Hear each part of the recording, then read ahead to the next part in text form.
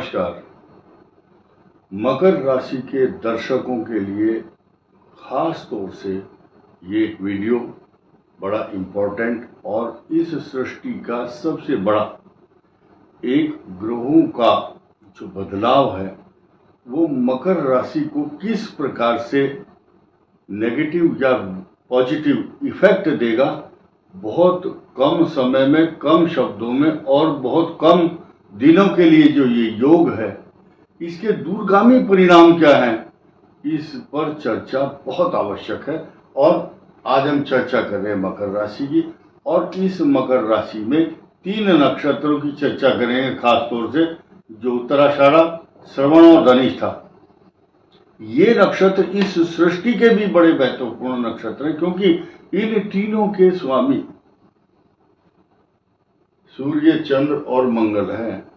उत्तराषाढ़ा, श्रवण और धनिष्ठा, इन तीनों के ही द्वारा संचालित इस सृष्टि के जल्दी जल्दी जो काम होते हैं वो इनकी वजह से होते हैं, क्योंकि इनका जो संचरण है बहुत लंबा नहीं है।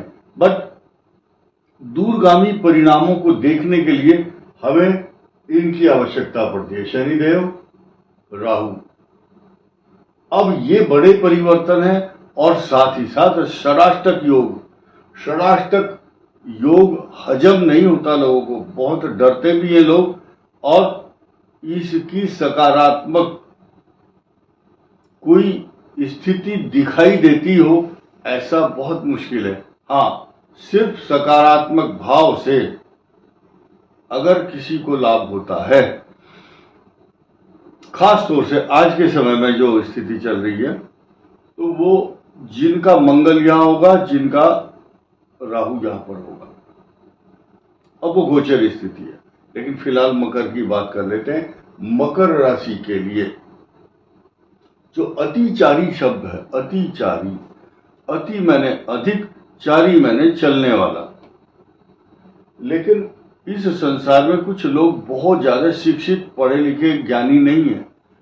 इस संसार के गुरु बृहस्पति और जैसे ग्रह जो देवताओं के गुरु हैं, उन देवताओं के गुरु का ये जो मोशन है, स्पीड है, इसको अत्याचारी शब्द कहना ये अनुचित होगा। अत्याचारी, कोई भी ग्रह अत्याचार बिल्कुल नहीं करता, बल्कि उसकी जग में, उसकी परिधि में, उसके जो लक्षण हैं या उसकी महादशा, ये सब जो है पॉजिटिव और नेगेटिव इफेक्ट देते हैं। लेकिन इनको कुछ मैं देख रहा हूं इस भारत भूमि पर, या जो भी विद्वान है, ज्ञानी है, वो अत्याचारी शब्द कह करके संबोधित कर रहे हैं बृहस्पति के अतिचार की स्पीड को। ये एक दोषपूर्ण है बात, ऐसा नहीं कहना चाहिए, क्योंकि बृहस्पति देवता है,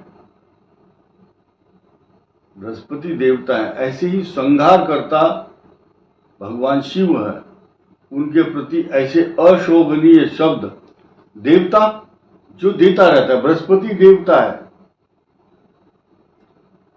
बृहस्पतिर्देवतेन्द्रो देवता, वातो देवता, सूर्यो देवता, चंद्रमा देवता। इसी में मंत्र में आता है बृहस्पतिर्देवतेन्द्रो देवता। तो इनका जो अतिचार, जो ट्रांजिट मोशन हो रहा है, उसमें अत्याचारी शब्द कहीं से भी जायज नहीं ठहराया जा सकता, क्योंकि बृहस्पति अमृत तत्व बरसाने वाले हैं पूरी सृष्टि पर, सकारात्मक भाव के साथ साथ भूमि, भवन, सोना, चांदी, पुत्र और सौभाग्य के साथ साथ दीर्घायु, ज्ञान, विवेक तथा धार्मिक कार्य, विवाह। आप देखेंगे इस सृष्टि के अंदर बृहस्पति का उदय और अस्त होना, शुक्र का उदय और अस्त होना बड़ा महत्व रखता है। जब तक बृहस्पति अस्त होगा या ऐसी स्थिति में होंगे जब उनका अच्छा शुभत्व प्रदान नहीं कर रहे हैं सृष्टि के लिए, अस्त कहलाते हैं, तो तब तक सृष्टि के अंदर ना तो यज्ञोपवीत होता है या मंदिरों की स्थापना या विवाह आदि संस्कार और प्राण प्रतिष्ठा या शुभ कर्म नहीं होते हैं। तो इनके जरा सी दृष्टि को दाएं बाएं करने से या उनके अस्त हो जाने से सूर्य की जो आभा मंडल के साथ साथ एक सिस्टम बनाया गया है कि जो सूर्य की इतने अंश आगे या पीछे जब ग्रह होते हैं तो उसको अस्त मान लिया जाता है। यही कारण है कि इस सृष्टि के अंदर जो बृहस्पति देव हैं ये 10 जून से 7 जुलाई तक अस्त रहेंगे। इनका अस्त होना इसको बोलते हैं अंग्रेजी में कंबस्ट प्लेनेट। तो शुभ कार्य, धार्मिक कार्य, मांगलिक कार्य सब स्टॉप, क्योंकि बृहस्पति देव अस्त हैं। इसलिए आध्यात्मिक, मांगलिक, शुभ कार्य, जितनी भी मकान के मुहूर्त से लेकर छोटी छोटी बातें इस पर निर्भर करती हैं। तो ऐसे समय पर जिनके बिना काम नहीं चलता तो उनको अतिचारी पोजीशन में आने पर अत्याचारी शब्द कह करके संबोधित करना कहीं से भी न्यायोचित नहीं है। आगे बढ़ते हैं। मकर राशि के छठे भाव में जब बृहस्पति का जो गोचर है वो अतिचार शब्द से है इसका, तो ये अतिचार क्या कराता है? ये 2 भाव हैं, इनके स्वामी बृहस्पति हैं। ये बृहस्पति देव, इनकी पूर्ण दृष्टि यहां पर है, इनकी पूर्ण दृष्टि यहां पर है। तो ये जो द्वादश भाव है आपके हाथ से मांगलिक कार्य, धार्मिक कार्य, यज्ञ आदि का कार्य, विवाह आदि के कार्य, जनेऊ, मुंडन, देवताओं की प्राण प्रतिष्ठा, ये सब नियम से धार्मिक यात्रा, तीर्थाटन, ये सब कराता है बृहस्पति देव का यहां पर दृष्टि डालना। अब देखिए बृहस्पति का सीधे सीधे यहां पर दृष्टिपात करना मकर राशि के लिए शुभ अवसर से कम नहीं होगा। इसका जो मूल्यांकन करना है इस भाव का या विश्लेषण करना हो तो इस तरह से समझेंगे हम। क्या? देखिए यहां से ये द्वितीय भाव है, ये इसका वाणी स्थान है और ये देता है इसको धन। यहां से पल्लवित, पोषित, सिंचित, हर्षित, आनंदित सब कुछ देगा। और राहु ऐसी वाणी बोलने पर विवश करेगा आपको, जो दूसरा व्यक्ति आपके वाक जाल में वाणी की, इसको हिप्नोटाइज भी कह सकते हैं, यानी कि ऐसी सुंदर भाषा बोलता आदमी, सब उसी के होकर के मन मुग्ध करने वाली भाषा। और इसको दूसरे शब्दों में कहेंगे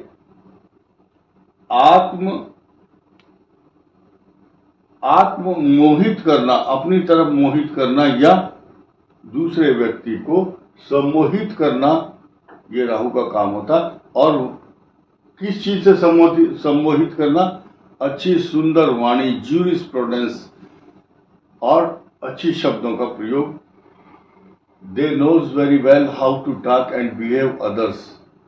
ये बृहस्पति यहाँ पर अच्छी वाणी के द्वारा आपको इस लायक बनाएगा कि आप पैसा बहुत कमाएंगे। ये जो भाव है इसका भाव है मंगल नीच राशि में। लेकिन 6 जून तक तो आपको ये नुकसान नहीं देगा, पूरी दृष्टि डालता है। उसके बाद ये जो केतु है,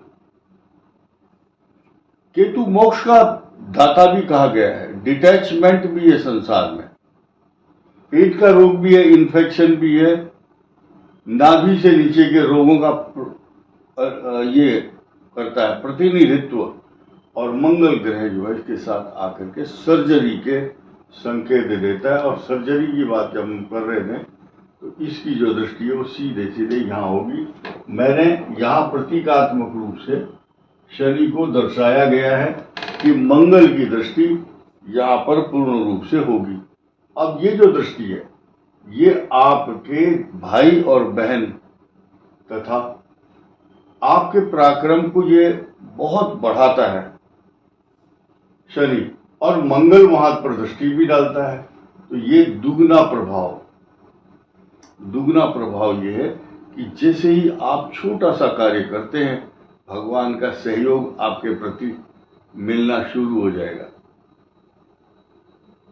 भगवान राम जब सीता जी की खोज लेने गए तो उनको भगवान राम की अद्भुत शक्ति का पीछे से पुश करने के लिए भगवान राम उनके साथ थे, यानी कि उनका जो नाम है।